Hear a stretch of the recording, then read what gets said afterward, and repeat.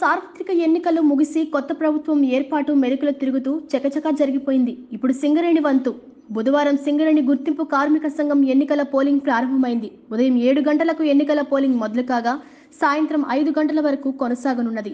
ఆ తర్వాత ఓట్ల లెక్కింపు ప్రక్రియ ప్రారంభమవుతుంది. కౌంటింగ్ ముగిసిన తర్వాత ఫలితాలను కూడా ప్రకటించనున్నారు. ఇక బ్యాలెట్ పద్ధతిలో ఎన్నికలను నిర్వహిస్తున్నారు. ఉమ్మడి ఆదిలాబాద్, కరీంనగర్, వరంగల్, ఖమ్మం పరిధిలోని 11 డివిజన్లలో పోలింగ్ నిర్వహించేందుకు 6 జిల్లాల కలెక్టర్ల ఆధ్వర్యంలో ఎన్నికలకు ఏర్పాట్లు చేశారు. ఎన్నికల కోసం 84 పోలింగ్ కేంద్రాలు, 11 కౌంటింగ్ కేంద్రాలు ఏర్పాటు చేశారు.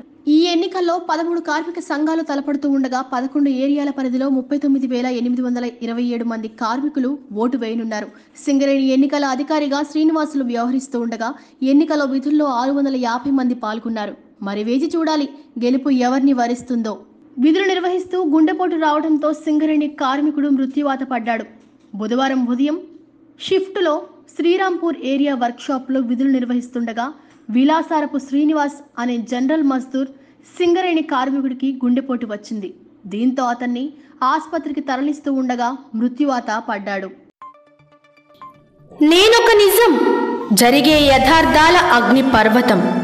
జననం మరణం మధ్య జరిగే నాటకానికి నేనే సాక్షిని. సగటు మానవుని గొంతుక నేను. మీ అందరి కోసం ప్రతి గడియ పనిచేస్తూ గళం వినిపించే G9 న్యూస్.